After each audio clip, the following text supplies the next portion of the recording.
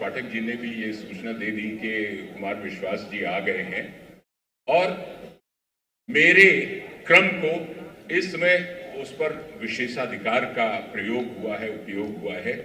माननीय मुख्य अतिथिगण 3 लोग हैं और 3 में से 2 लोगों की राय एक बन गई कि बाबा महाराज जी, माननीय मुख्यमंत्री जी, पहले उनको बुलवाइए, फिर हम सब लोग कुमार विश्वास जी को सुनना चाहते हैं और उसके बाद में फिर और आगे कार्यक्रम चलेगा। तो अब मैं सीधे से एक बात ये, वृक्ष कबहु ने फल बखे, नदी न संचय नीर, परमारथ के कारणे साधुन धरा शरीर। अब मैं माननीय मुख्यमंत्री योगी आदित्यनाथ जी को बुला रहा हूं आपको आशीर्वचन देने के लिए, और सब लोग एक बार खड़े हो जाइए अपने स्थान पर, करतल ध्वनि के साथ में स्वागत कीजिए माननीय मुख्यमंत्री योगी आदित्यनाथ जी।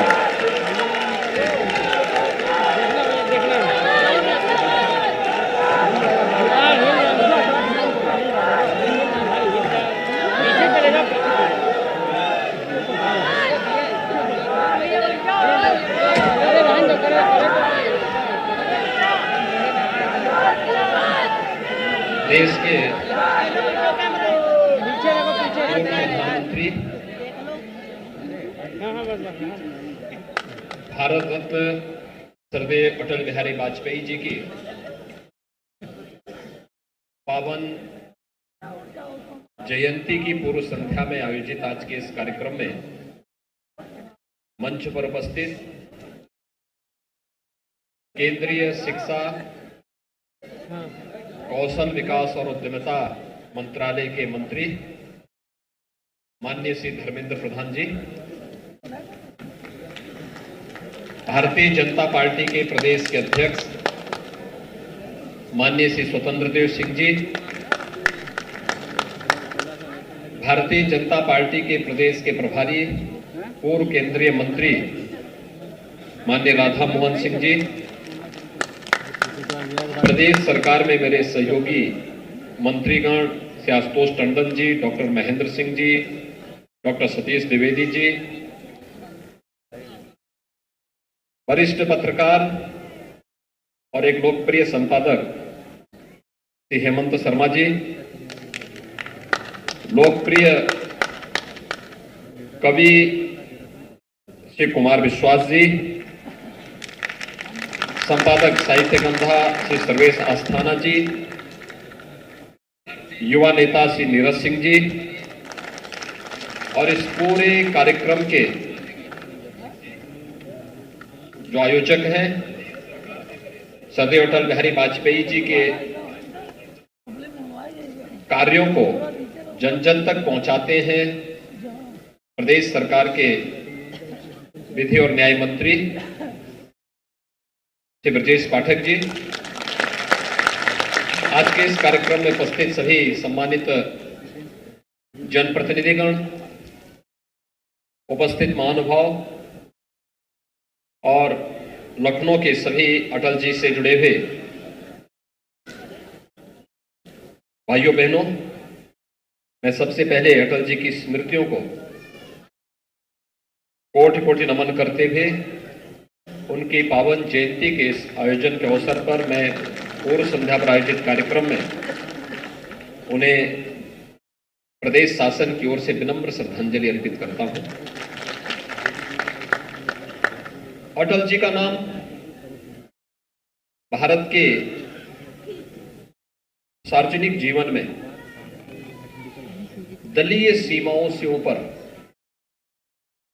होकर के हर व्यक्ति बड़े श्रद्धा और सम्मान के साथ लेता है, और यह न केवल सार्वजनिक जीवन में रहने वाले किसी भी व्यक्ति के लिए, बल्कि भारतीय जनता पार्टी के तो एक कार्यकर्ता के लिए इतना भी अनुकरणीय होना चाहिए कि 6 दशक का एक लंबा सार्वजनिक जीवन बिना किसी कलंक के, एक निष्कलंक जीवन जिस व्यक्तित्व ने जिया था वह नाम था अटल बिहारी वाजपेयी जी का। भाइयों बहनों, राजनीति के बारे में और सार्वजनिक जीवन में कार्य करने वाले कार्यकर्ताओं के बारे में अटल जी ने कुछ बातें कही थी। उन्होंने कुछ बातें बहुत स्पष्टता के साथ कही थी और उन्होंने कहा था कि सिद्धांत विहीन राजनीति मौत का फंदा होता है।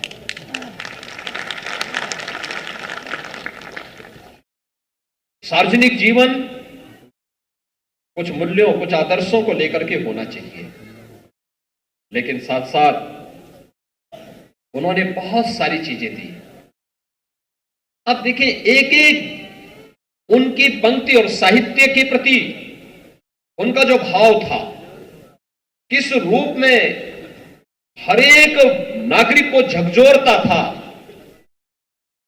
उनकी एक पंक्ति बहुत कुछ कह जाती थी, सब कुछ कह जाती थी, और इसीलिए अटल जी हुए। और अटल जैसा कोई नहीं, यह हमेशा व्यक्ति इस बात को स्वीकार करता है। और सरदेव अटल जी का नाम जब आता है, हर व्यक्ति, हर तबके का व्यक्ति, वो बीजेपी का समर्थक हो, बीजेपी का विरोधी हो, वह सत्ताधारी हो, फिर विपक्ष का हो, वह किसी भी उम्र का हो, अटल जी इन सभी सीमाओं का अतिक्रमण करते हुए सदैव लोगों की श्रद्धा और सम्मान के विषय बने रहे। और यही कारण है उन्होंने सदैव उन मूल्यों को सार्वजनिक जीवन में ध्यान रखा। अपने मूल्यों और सिद्धांतों के साथ कोई समझौता नहीं किया, लेकिन जब मानवीय संवेदना की बात आती थी तो ये अटल जी ही बोल सकते थे कि आदमी न ऊंचा होता है, न नीचा होता है, न बड़ा होता है, न छोटा होता है, आदमी सिर्फ आदमी होता है। ये केवल अटल जी ही बोल सकते थे। हर व्यक्ति जानता है, राजनीति में कार्य करने वाले कार्यकर्ता, सार्वजनिक जीवन में कार्य करने वाले लोगों की बड़ी अभिलाषाएं होती है। और 4 साल तक हर व्यक्ति शांत रहता, लेकिन 5वें साल वो सब उबाल खाने लगता है।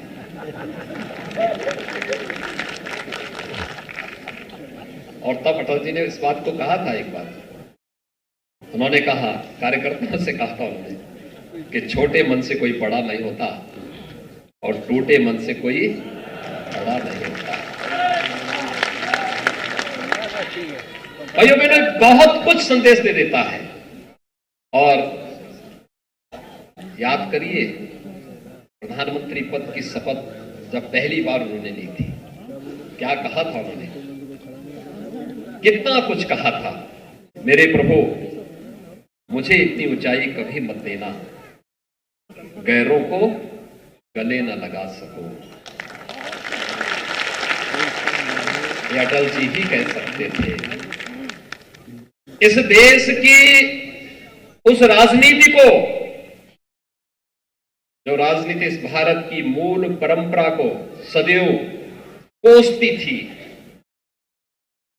सदैव धिक्कारती थी, जिसके कारण स्वतंत्र भारत अपने मान बिंदुओं की पुनर्स्थापना के लिए कभी ईमानदारी से पहल नहीं कर पा रहा था। आज देश के यशस्वी प्रधानमंत्री नरेंद्र मोदी जी के नेतृत्व में अयोध्या में राम मंदिर के, भव्य राम मंदिर के निर्माण का कार्य जब तेजी के साथ आगे बढ़ रहा है, काशी में भगवान विश्वनाथ का परम धाम पूरी भव्यता के साथ देश और दुनिया के सामने छा गया है। इस देश की कुटिल राजनीति को धिक्कारते हुए अटल जी ने इस बात को कहा था, उस समय भी कहा था, बहुत ही शालीनता के साथ उन्होंने कहा था, जो लोग इस देश के मूल परंपरा को धिक्कारते थे, कोसते थे, हमेशा गाली देते थे, हिंदू को सांप्रदायिकता का पर्याय मानते थे, उनको भी धिक्कारते हुए अटल जी ने कहा था, हिंदू तन मन, हिंदू जीवन, रग रग हिंदू मेरा परिचय। यह भी केवल अटल जी ही कह सकते थे, अटल जी ही बोल सकते थे। आपने देखा होगा यानी समग्रता को समेटे हुए अगर कोई एक व्यक्तित्व हम सबके सामने देखने को मिलता है, वह व्यक्तित्व उस कालखंड में कोई था तो सरदेव अटल बिहारी वाजपेयी जी थे। और आज हम सब अटल जी की उन स्मृतियों के साथ जुड़े हुए हैं। उनकी जयंती की इस पूर्व संध्या में उन्हें अपनी विनम्र श्रद्धांजलि अर्पित कर रहे हैं। और मैं धन्यवाद दूंगा ब्रजेश जी को कि प्रतिवर्ष उन्होंने इस प्रकार के कार्यक्रमों को स्मरणीय बना दिया। बहुत कम होता है, जब तक व्यक्ति पद पे होता है तब तक तो यश गान गाने वाले बहुत होते हैं, पद के जाने के बाद भी कुछ समय तक हो सकता है। लेकिन अटल जी प्रधानमंत्री पद पर 2004 में निवृत्त हो गए थे। आज अटल जी भौतिक रूप से हमारे बीच में नहीं है, लेकिन अटल जी की कविता पाठ हो, उनके साहित्य के बारे में वर्तमान पीढ़ी को जानकारी हो, अटल जी के संपूर्ण व्यक्तित्व और कृतित्व की जानकारी वर्तमान पीढ़ी को हो, लोकप्रिय कवियों को, साहित्यकारों को मंचों पर सम्मानित करके हम अटल जी की इस परंपरा को सम्मानित कर सके। इस कार्यक्रम को लखनऊ में इतनी भव्यता के साथ आयोजित होना यह अत्यंत सराहनीय पहल है। मैं ब्रजेश पाठक जी को और उनकी पूरी टीम को इसके लिए हृदय से धन्यवाद दूंगा और विश्वास व्यक्त करूंगा कि परंपरा निरंतरता दिए हुए है, क्योंकि यहां पर अटल जी के सहयोगियों को तो सम्मानित किया ही, अटल जी की स्मृति में जो अनेक कार्यक्रम हुए उन कार्यक्रमों से जुड़े हुए युवा साथियों को भी सम्मानित किया गया।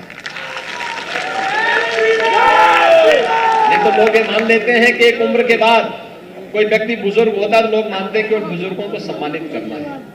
युवा छूट जाता था, या युवा है तो वह बुजुर्गों को छोड़ देता था, लेकिन ब्रजेश जी ने दोनों के बीच में संतुलन बनाए रखा है।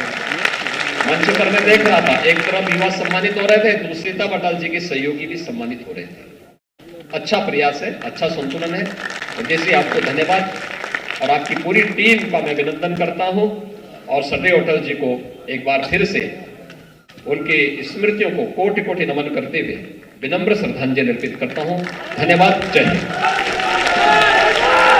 बहुत बहुत साधुवाद माननीय। तो अटल राम संकल्प कार्यक्रम जो लखनऊ में आयोजित किया जा रहा है, भारत रत्न से सम्मानित दिवंगत पूर्व प्रधानमंत्री अटल बिहारी वाजपेयी की जयंती की पूर्व संध्या पर इस कार्यक्रम का आयोजन किया जा रहा है, जिसमें मुख्यमंत्री योगी आदित्यनाथ ने संबोधित किया।